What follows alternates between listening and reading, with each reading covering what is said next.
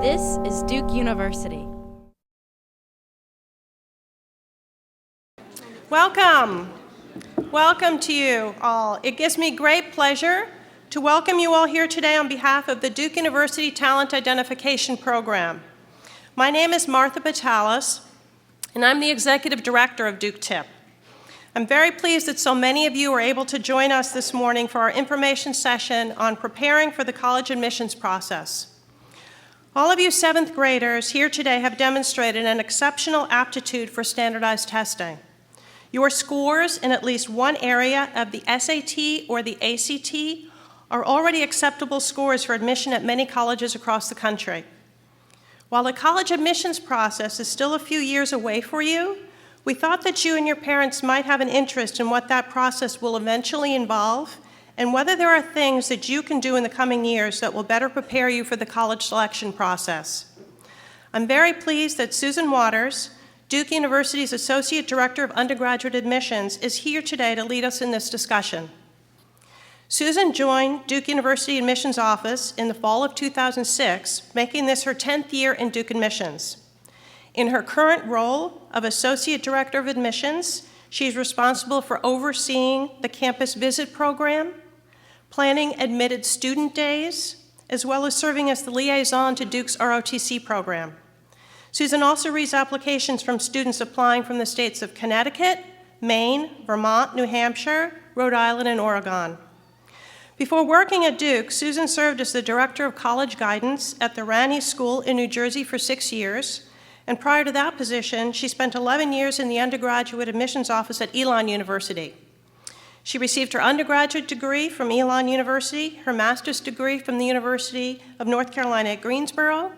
She lives in Mebane, North Carolina with her husband and her 11-year-old son, Connor, who knows far too much about the college admissions process for someone his age.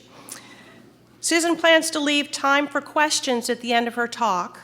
And if you raise your hand, we have two wonderful TIP staff members who will come and bring a microphone to you so that everybody can hear the questions that you're asking and the answers. And afterwards, you'll have free time to have lunch on your own until heading over to Cameron Indoor Stadium for the grand recognition ceremony that we've all been waiting for that starts officially at 1:30.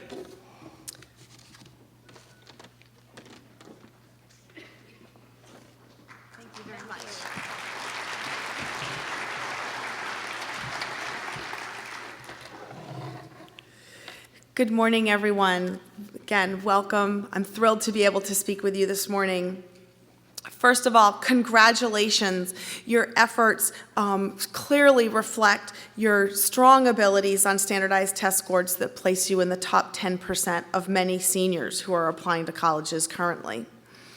I so much appreciate the opportunity to talk with you. In my 27 years I've spent in the admissions and college guidance field, I've read and reviewed tens of thousands of applications, been responsible for many admissions decisions, advised students on how to develop and create college search lists that are balanced, yet end up with wonderful choices and options as they begin to navigate their sort of next chapter and path through the college admissions process.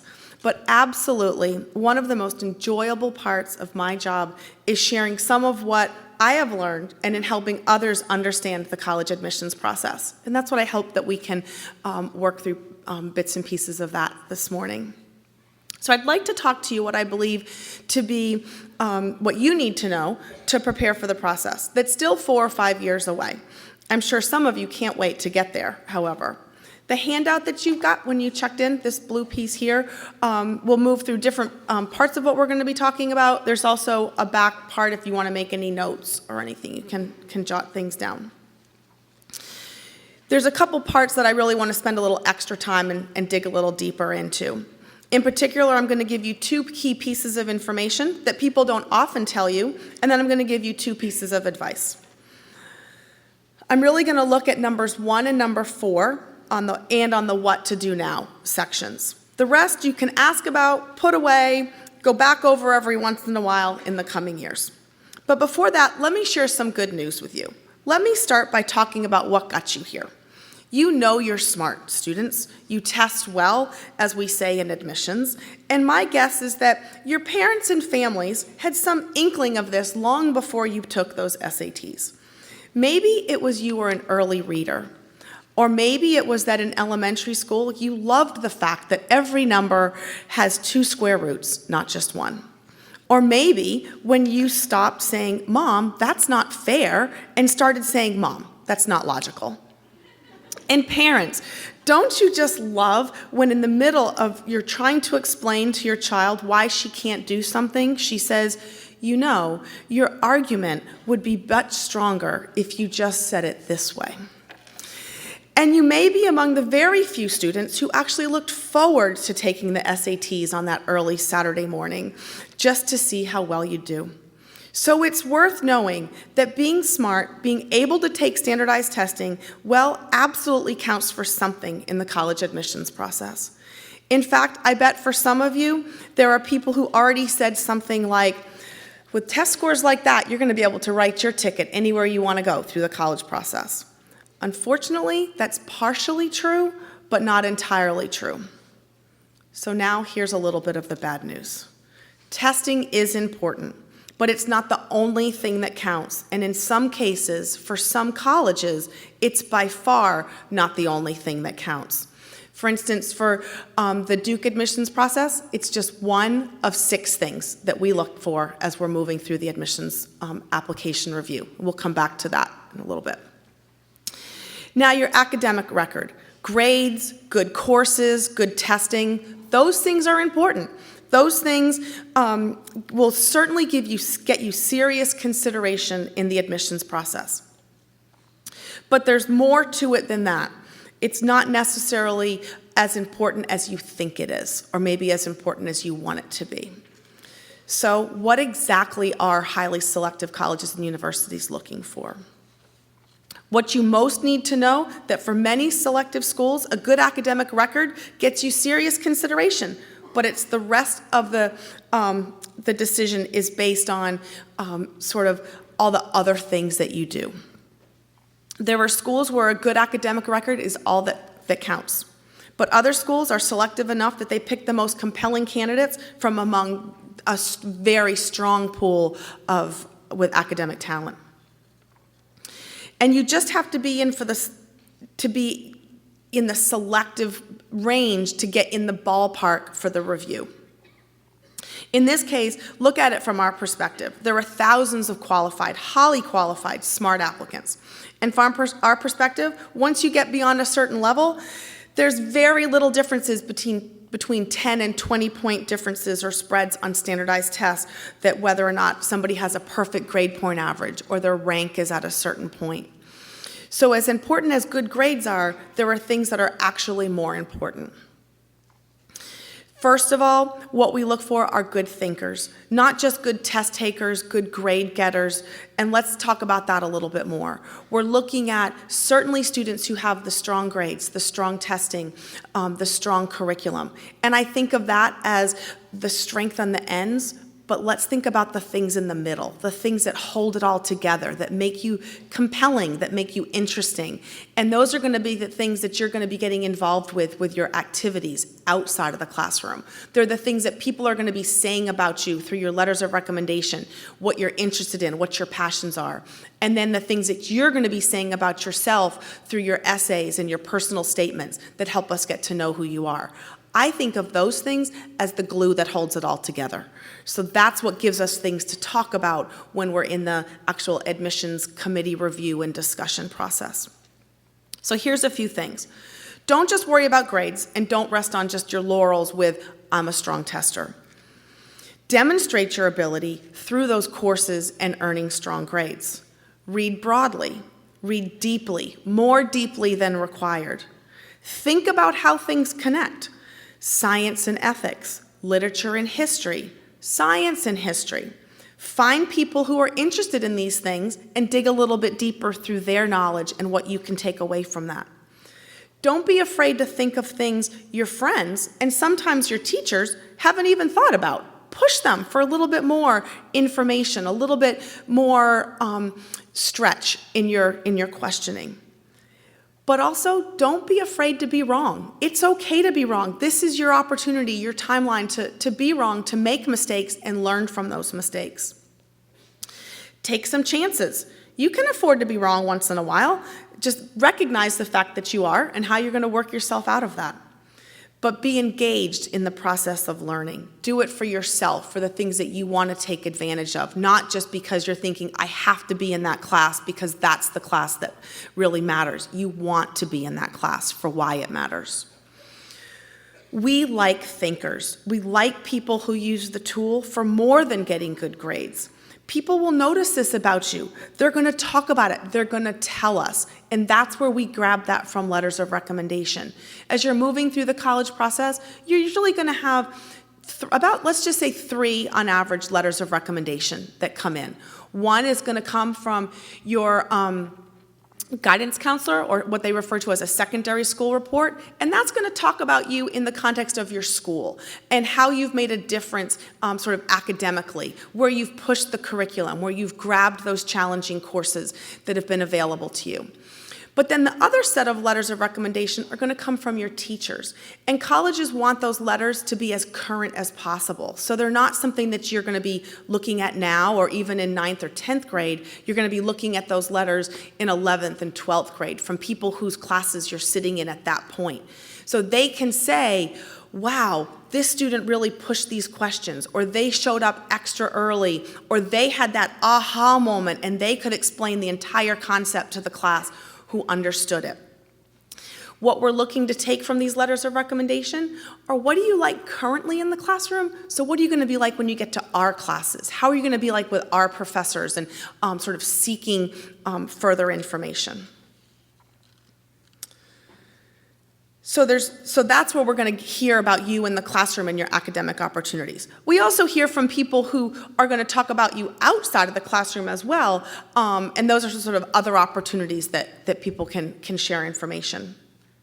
Now, there's lots of things that we pay attention to that don't go directly with the 6 areas that I just talked about in sort of the reading and the asking questions, but they do have a lot to do with us in creating our class.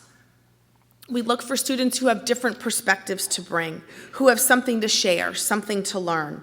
Remember, we're looking for people that know how to take advantage of opportunities, academic and personal, and not just from their professors, but from their classmates, so that they can engage that learning at different levels and in different directions.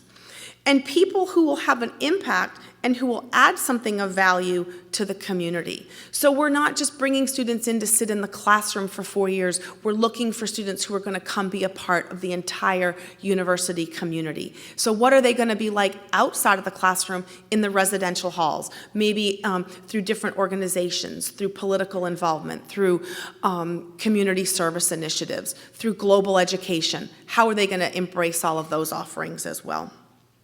So here's an important lesson. Don't let this ability, this gift define you. It's tempting to think of yourself as that smart kid, but don't. Be the kid who accomplishes something who also happens to be smart. So let me put it in terms of the 2 most important pieces of advice that I can give you with respect to the college admissions process. Use your gift. I can't tell you how many students have great academic records that we're seeing through the college admissions process. Again, that things on the outside that I mentioned, the curriculum, the grades, the testing, those things they're strong, they're impressive. But the stuff in the middle, they're falling a little short. They haven't really added much sense of impact. We certainly don't want you to make standardized testing an extracurricular activity. Okay? We want you to test and test well, but do other things. It's the students who think and wonder and who ask questions, who make connections. Those are the ones that really make a difference in the admissions process. Here's the second piece of advice. It's related. Do what you love, which is not the same as do what you want. We get questions all the time from families and students saying, what should my student be involved with? Or they don't really like to do hospital volunteer work, but we feel it's probably important. No, if you don't like to do hospital volunteer work, don't. Go find something else. Go volunteer at the animal shelter or go volunteer with your local library. Do something that you are going to get a sense of personal satisfaction from. I'm not saying that you shouldn't work hard and be disciplined, and I'm not saying do only what you love. There are lots of things that we all have to do that we don't always love, but we learn to embrace them. But when we say look for people who've had an impact, it's always people who are doing something that they can really feel a passion about. You can't change who you are, and trying to do that is a recipe for disaster. Parents, don't let anybody, including yourself, define your child by what brought them here. Don't be just the smart kid, because in the end, everybody who applies to a highly selective school, or even a selective school, or even a good school, is the smart kid. Be the kid who's doing something interesting, who's doing something meaningful, who happens to also be smart. Here's why this is important. It has to do exactly with what selective colleges are looking for, and we need you to understand this. We're creating a class. It's not all about rewarding intelligence. It's not about hard work or even those that look like they may be the most deserving. It's not about rewarding best grades and credentials. My colleagues across the country and I are interested in creating a community of students, creating rich and stimulating environments, creating an accomplishment of enthusiastic group of an alumni. So that's what we're looking at for a group of learners to come into our communities. We're interested in finding people who will take advantage of the incredible opportunities provided. We're interested in intellectual growth, in social development, in helping students have a more sophisticated understanding of culture and the world. That means we want real thinkers, people who are ready to challenge assumptions, prepare people to make a difference in the world. In creating a class, we want people who are going to be engaged with the opportunities and with each other. And I already mentioned that we want them to engage in all different aspects of their 4 years within our community. And we like to have different types of people to make up that community in our student body, different kinds of interesting and talented people. Think about it in team sports. The strength of a team isn't having just one kind of a player. It's having a variety of attributes, of strengths, each person being particularly good at what they do. And purely smarts might get you into the draft, but each college is building a team. We're looking for talent and creativity and diversity in a wide range of areas. So it takes a lot of different strengths in a lot of different areas to create that team or that class. So why am I telling you this? There's 2 reasons. First, because people think that the college admissions process says something about them. But when we enroll a first-year class of 1,700 students, we're not saying you're the best 1,700 applicants we have. We say you're the right 1,700 applicants for us right now. And the second reason is because there are things you can do now and later that will make a difference in this process. They won't guarantee your admissions to the school of your dreams, but they'll help you be admitted to a school that's great for you. Not good for you, not just acceptable for you, but great for you. In fact, it's an incredibly personal process. People are amazed at how much admissions officers, admissions staff embrace the students that they're learning about through the admissions process and how much they advocate for and almost fight for through the admissions process in explaining the things that those students have done and what they're going to bring to that college community. In wrapping up, there's one piece of information that colleges are choosing classes, so remember that. The second piece of advice, use your gift and do what you love. So you've got the gift of being smart, but using it and finding the right ways to navigate through the next 4 to 5 years is what's really going to be the most important. When I see students doing something that they absolutely love that's also meaningful, it's really hard to find anything that's much more satisfactory than that. I know that you all are going to have a lot of questions about the college process, about the admissions process. I want to take your questions. I want to make sure we get them all answered. So we'll pause here, take questions that you have, and have a fabulous day. Congratulations and best of luck, students, in your future. And for those of you who have questions, what can we move on with? Let's see. Good morning. I want to know, in academics-wise, we come from another country, so we don't know about IB, AP, dual enrollment, collegiate. Which one should they be doing? Okay, so her question is about academic programs and what you have to choose from, whether it's an AP program, an IB program, different types that students have. For the most part, a lot of times students don't have a choice as to which one they're selecting because many of your schools only offer one. So if your school has an AP program, then that's the direction you're going to go. If it has an IB program, then that's what you're going to navigate towards. Some schools that may have both, the student may start in with some AP courses. They may then start adding in the IB direction, but then they may find that they want more science, math-directed coursework that the IB program's not providing to them, and then they will add those back in. So they're both considered equally strong, equally challenging. We see a wide range through our applicant pool of students who have done both, so we would never say that one is preferred over the other. We want to see that within the context of the high schools that you're coming from, you've taken the most challenging course load. So there are many schools that don't offer any IB or AP coursework, but they offer something that they might call it an advanced level or an honors level or a special programs within the curriculum that you can apply into, and that's what we want to see that you're stretching for that. And your schools, of course, will make recommendations to you as to what courses you should be taking. We also will see students who may max out of the offerings within their school, that they've taken all the math classes or they've taken all the history courses by the end of their sophomore year or junior year that their school offers. So then they begin to reach outside of their school. Nowadays, there's so many opportunities with online learning that students can do a multivariable calculus class through Stanford University's math program, and then that will count as their high school math and come in from there.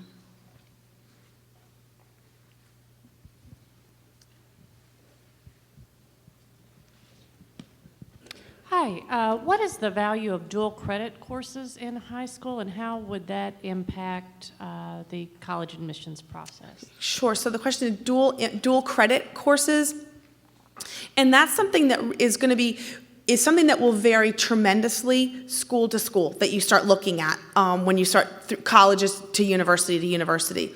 It could be something that a student's taking some dual courses through their high school that will then bring them into a more advanced standing when they get to, let's say they're going to their state university or to another type of university that might bring them in as a second semester freshman or first semester sophomore. So they've sort of bypassing some of those entry-level courses.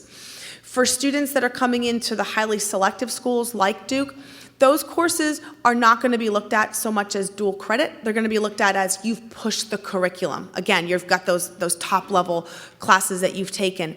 You need to keep in mind that everybody coming into schools like Duke are all taking those highly challenging course loads. So bottom line is, we want you to come into us as a first-year student and have that full 4-year experience while you're here. We certainly are never going to ask a student to repeat something that they've already taken.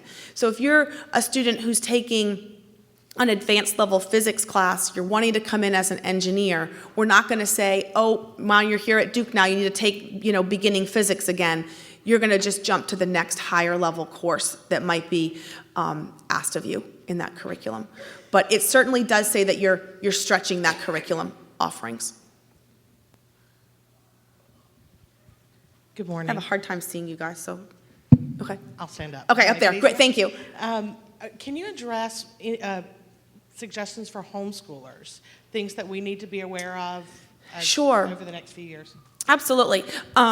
And the homeschool community has some really wonderful opportunities that they take advantage of through one of the application options that you all will learn more about as you decide which applications you're using as you begin applying to schools. One that you hear a lot of is the Common Application. So I'm just going to use that as a sort of a general one to talk about. The Common Application actually has a form for homeschool advisors to complete to tell us what that student has done with their homeschool curriculum.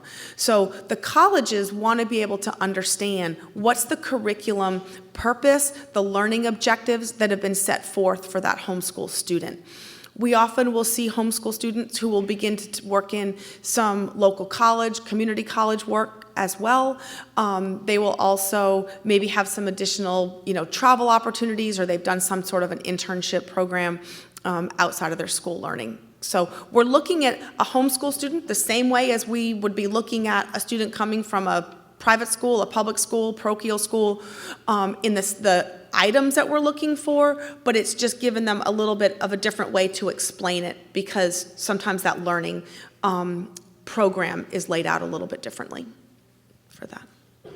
Hi, good morning. How are you? Good morning.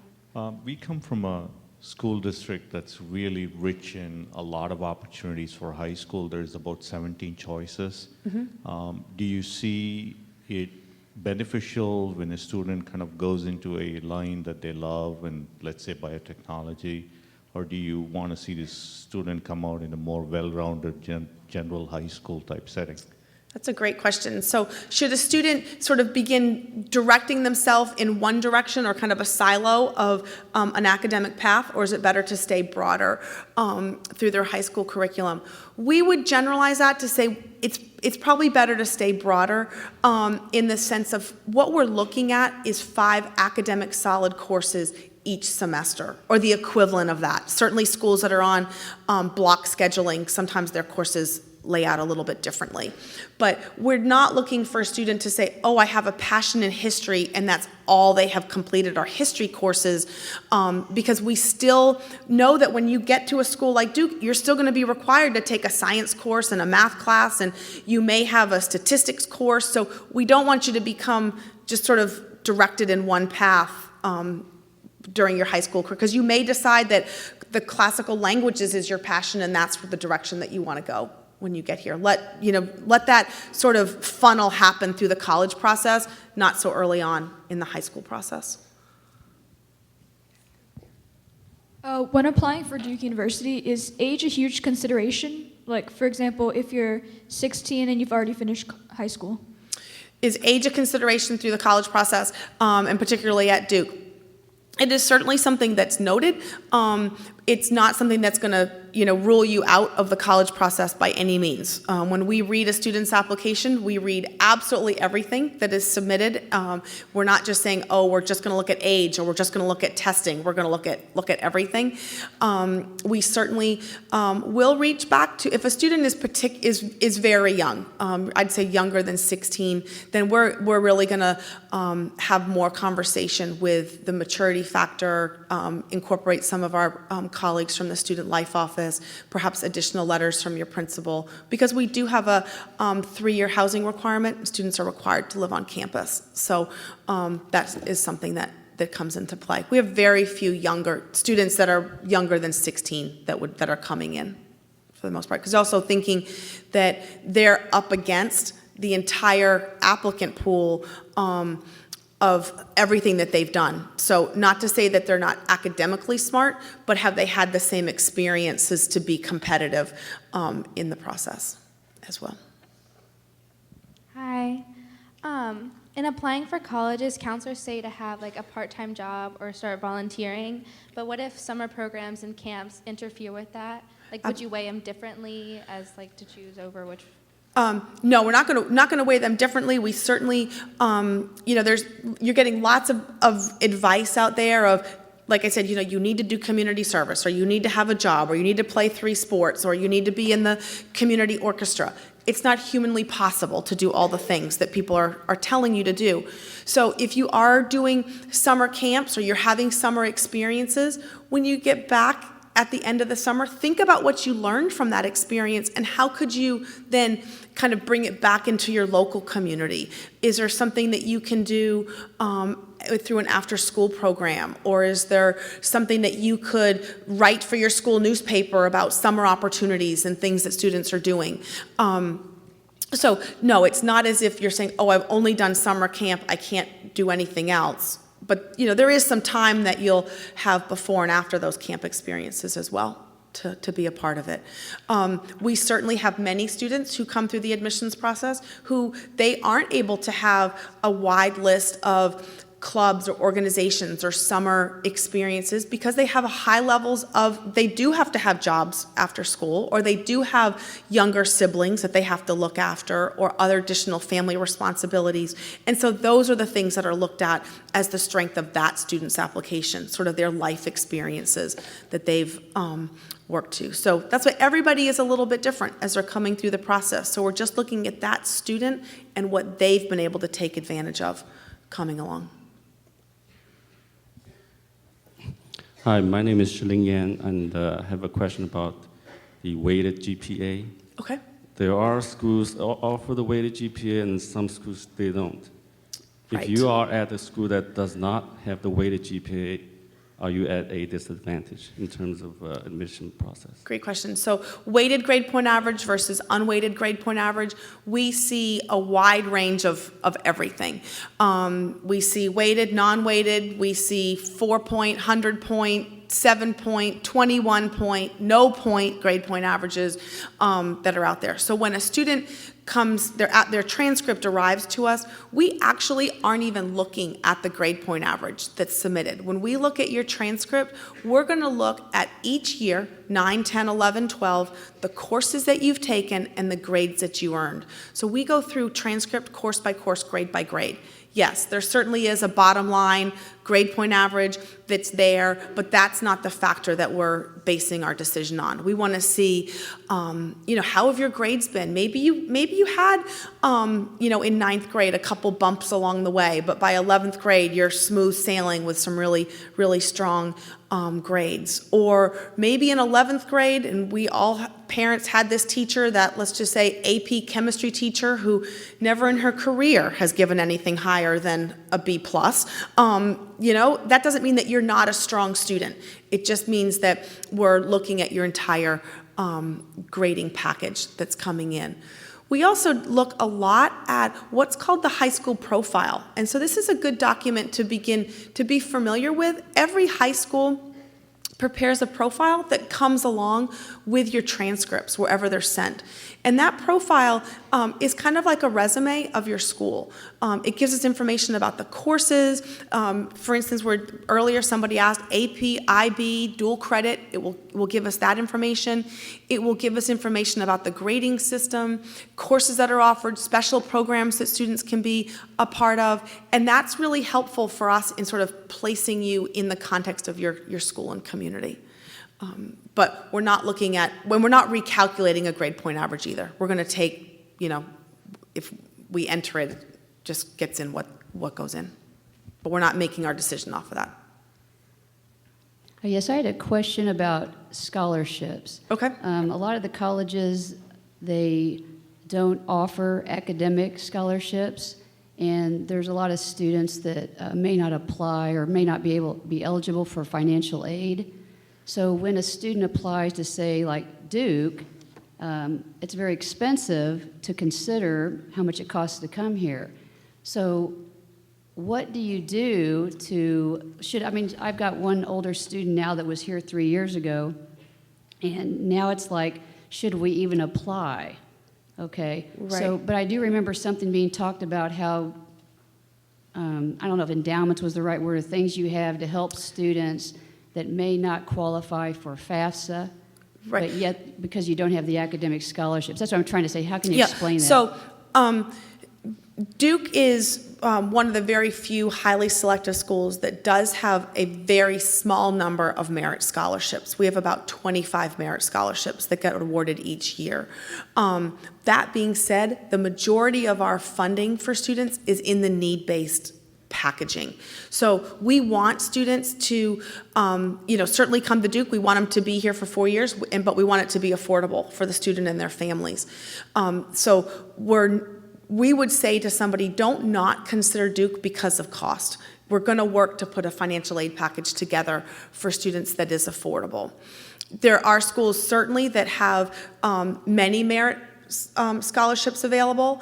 And so that's something that as you're going through, they might not give you a lot of need-based aid, but they may counterbalance it with a merit scholarship. So it varies tremendously from one school to the next.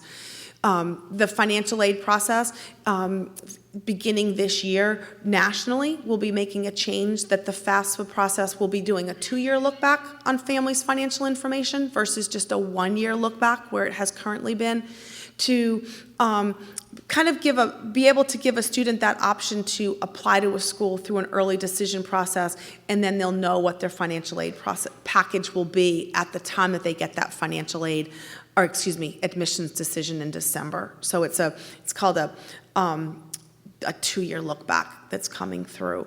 But the merit money, the merit award programs are something that you almost want to think of it as the icing on the cake. That you want to say, yes, I'm coming to Duke. I want to be at Duke. I'm going to, work really hard to get admitted to Duke.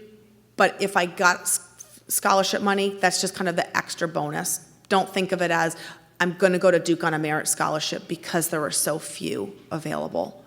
And our peer schools don't have any merit awards money. Hi. The question I wanted to ask about is the achievements of the student in the high school versus up to high school.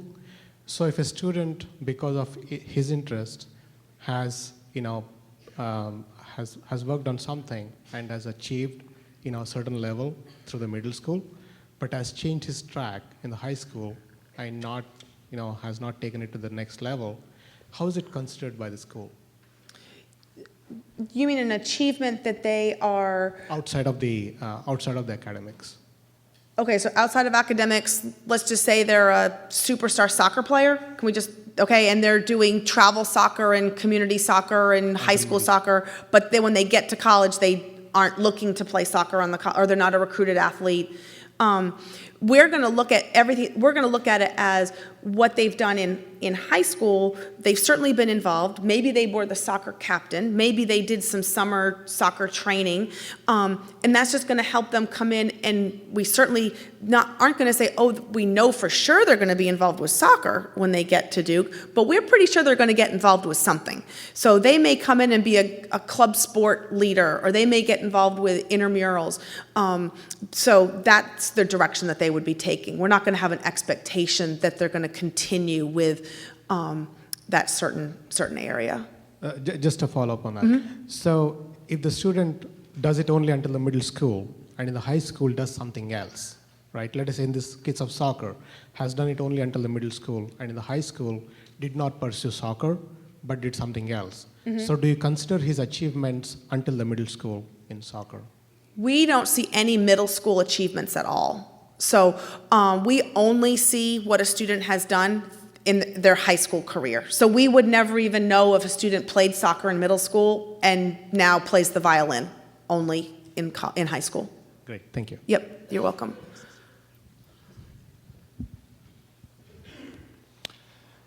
My question is, as part of Duke admission process, you mentioned there are 6 parameters that you look for. Mm-hmm. I heard SAT score, I heard GPA, letters of recommendation. What else do you look for? Sure. So the 6 things that we look at when we review a student's application, the curriculum choices that they've made in the context of their high school, the grades that they earned in that strong curriculum, standardized testing, and we're looking at that as either SATs or ACTs. So those are, like I said, the 3 things that say, yep, you're academically strong, you can, sort of be a strong contender as we're beginning to dig deeper and read more into your application. Then, like I said, the things that, as I think of as the glue that holds it together, are their letters of recommendation, their essays, and their activity list. And so those are the 3 things that tell us, really, what have you done outside of the classroom? What are you interested in? What are you passionate about? Where have you kind of grown over your high school career? Those are the factors that we're really looking at from there. Hi, so relating to one of the previous questions, would you say it is better or more beneficial for a student to be doing one particular activity that they're really passionate about and they've been doing for several years and they do it for many hours a week, or have many different activities that they do but maybe just like recreational, or they're not as high of a level as they were in that one particular activity? Certainly, we like to see depth and passion. So I think if there's an activity that you really say, yes, I'm going to be involved with Irish step dancing and violin, and those are my things, and I'm going to be involved with it and take it to different levels and to a leadership level or to a national or regional level, absolutely, that speaks to your growth. Versus, I'm just going to jump around and have a variety of different activities every single semester or every year. Certainly, there's always a but factor to that. There's the student who moves middle of their high school career and they now are racing downhill skiing for 9th and 10th grade in Vermont, but now all of a sudden they live in Florida where that's no longer an option. They're going to, of course, pick up some different activities. So, within reason to what students are doing. Hi, I have a question about earlier achievements.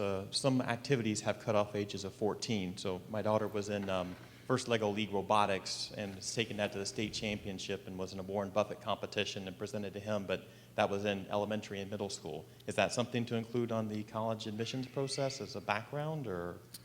I would say only to include it if it's now taken off into a different direction of, that they're now doing a different type of robotics program, or they're being part of a women in STEM program that they are a part of. Certainly there's always a place on an application of what else do you want us to know about you. And so if it's something that is, you feel is significant and is important, absolutely share it. And I understand that there are places where you may want to put information and there's not an easy hole to drop it into for there.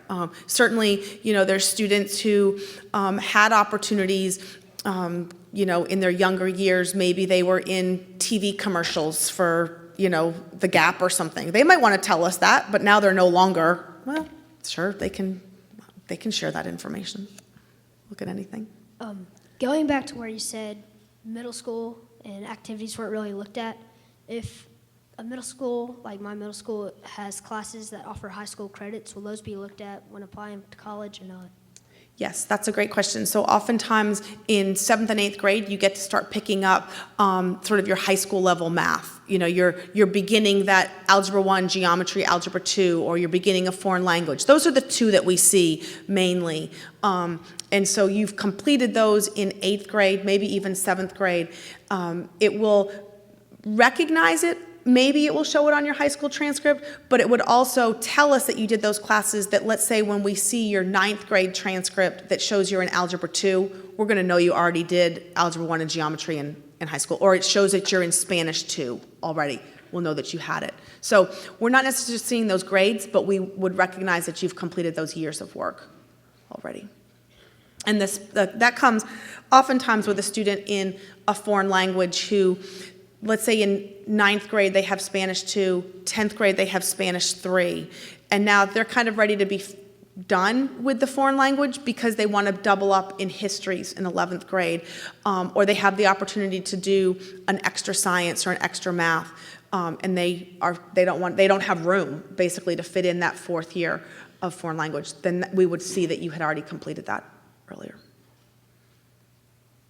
With programs like IB and AP, how does ACE stack up in terms of college acceptance? How does ACE stack up? Yes, ma'am. Help me out on that. I'm not sure what that is. It's an outside program from Florida. It's the Cambridge Advanced International. Cambridge Advanced, yes. Okay, thank you. So we would look at it in the comparable sense, that it's advanced level, that you've pushed the curriculum. It's something that you are, in a sense, not invited into, but you have to meet certain criteria to get into that, and that you are, pushing as far as you can curriculum-wise overall.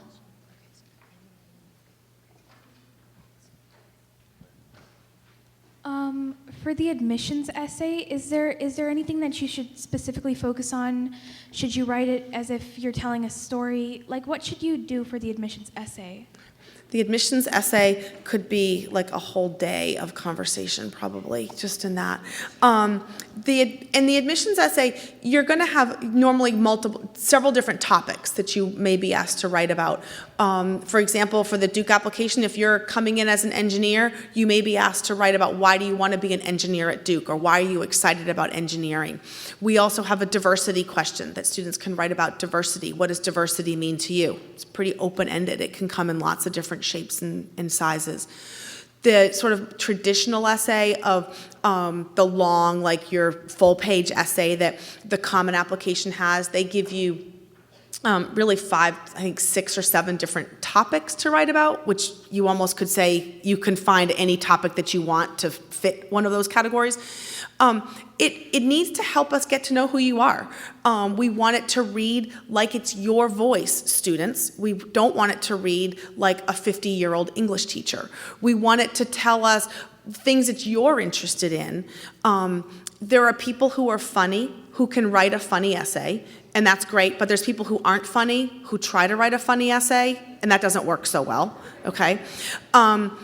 Writing essays about body parts, body fluids do not come off really well. I mean, it really, and I'm just going to give you that as sort of, we'll just end it there because there's no really deeper place to have to go on that. But those are the ones that come back that we're like, ugh. So that's, I think just something that I think sometimes with the essay, people think it has to be a gigantomous topic, how you saved the world, how you went on this fabulous experience or this trip and all these things you did. Not everybody has those experiences.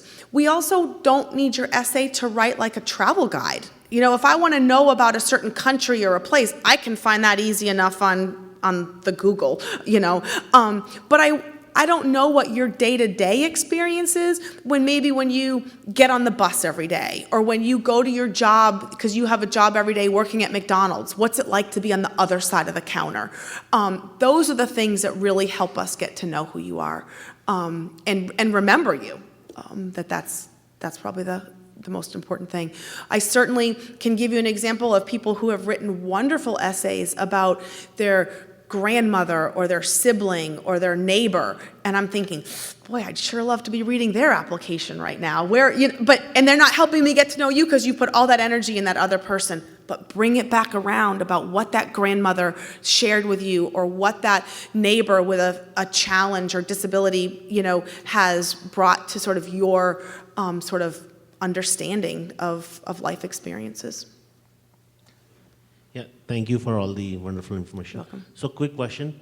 I know you talked about all these other activities, right? So as parents, can you give us like some general ideas of what these activities are?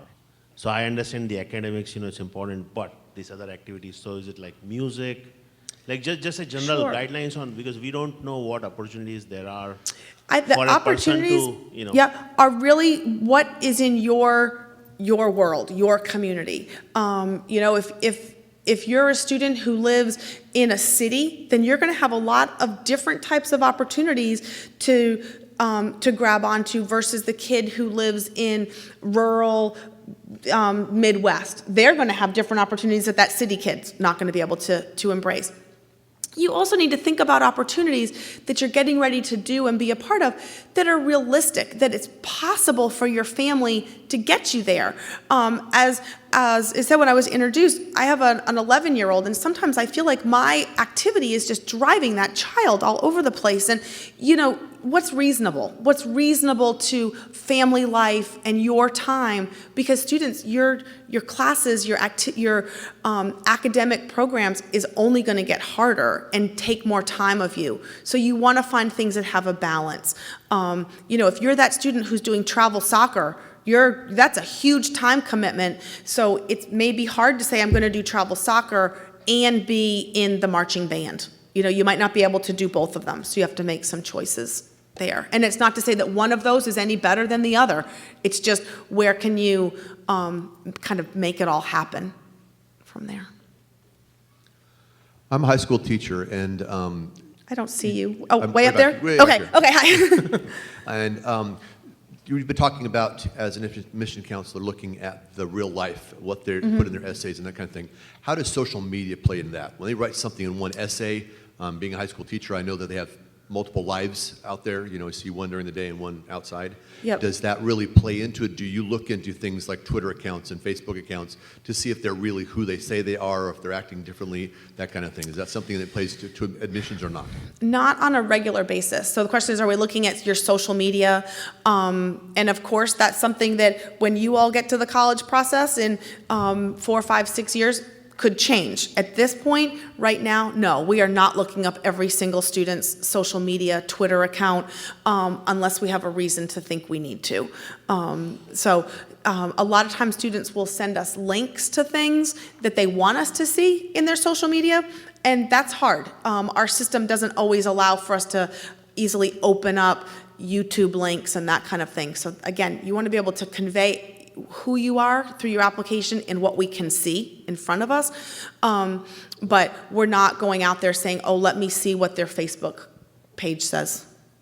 But you all want to remember that, those things are out there. And so don't be posting anything that you don't want your mother, your grandmother, or your college admissions person to see, because it does stay out there.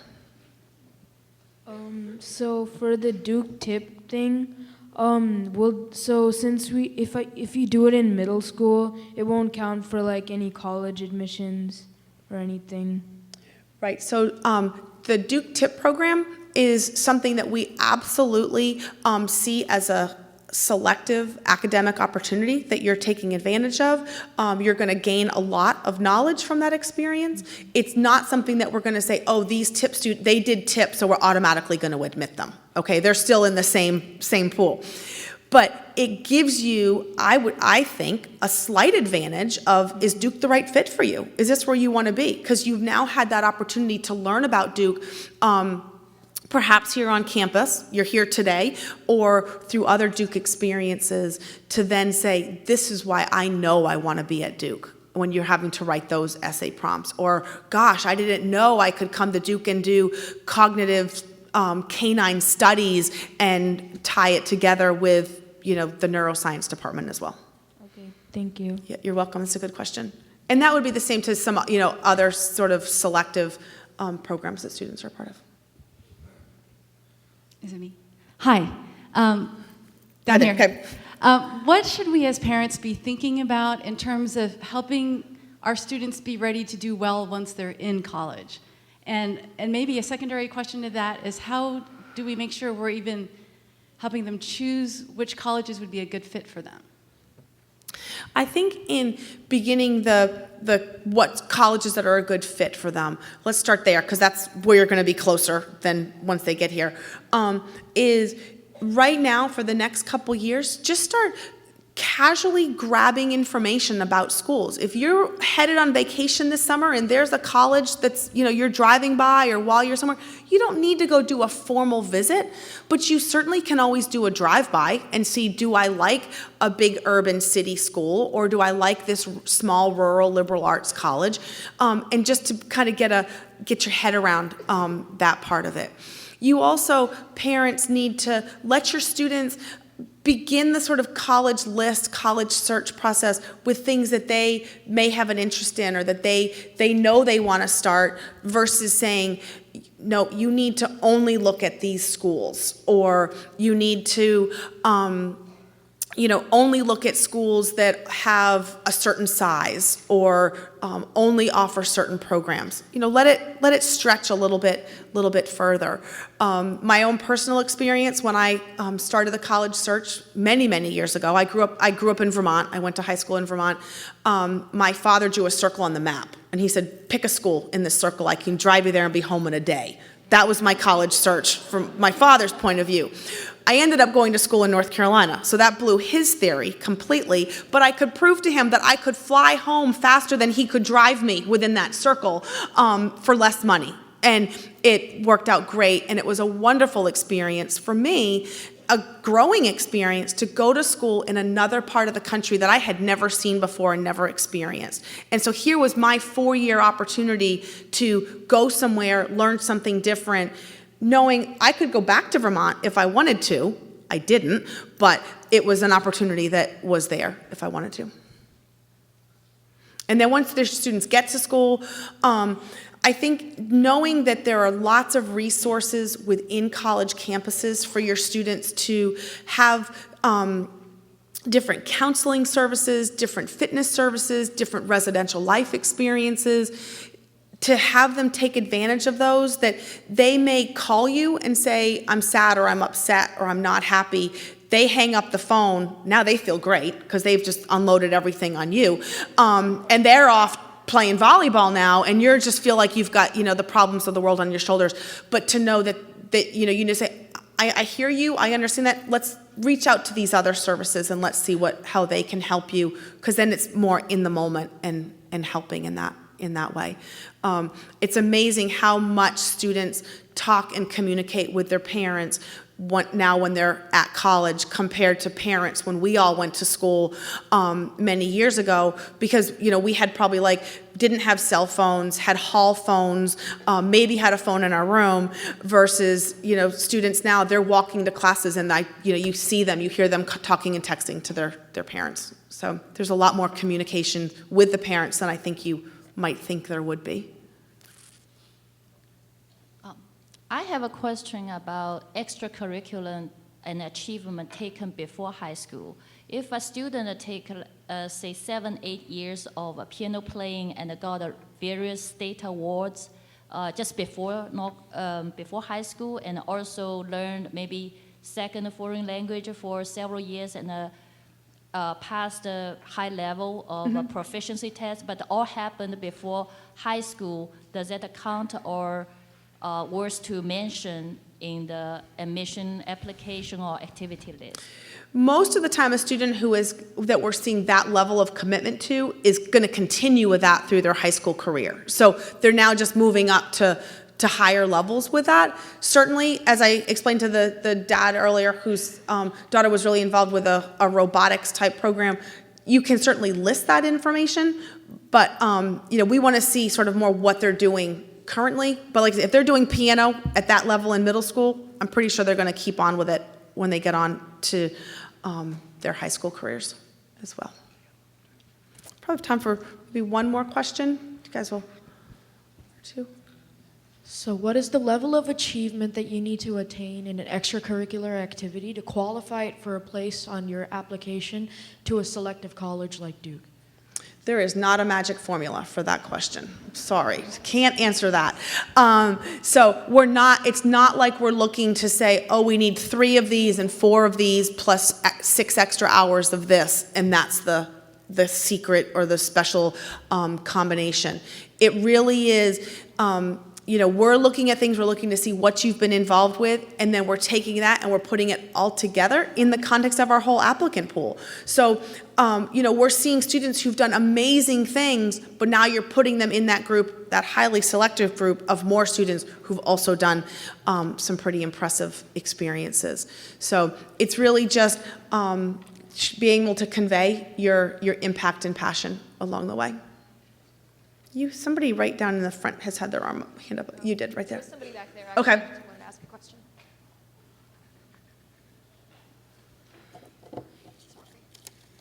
Take the one in the back, and then I'll grab yours afterwards. Hey, my question is, between the 2 standardized tests, SAT and ACT, do you prefer one over the other? No, absolutely not. We do not have a preference of SATs or ACTs. Either one, we see really almost equal scores reported from each. I think SATs tend to be a little bit more popular on the East Coast, ACTs a little more popular on the West Coast, but that is crossing into pretty equal overall nationally.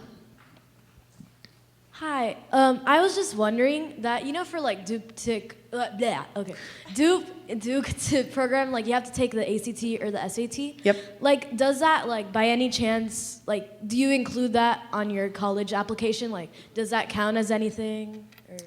Or? Yeah, when you submit your test scores, they'll come through. If you choose to send, when you send your scores to your different colleges and universities, you can say which scores you want to have sent. Most of the time, students, of course, are not going to end their standardized testing at this point. So we would like to see some high school testing that you've completed overall. Do you want me to wrap up or? Okay. All right.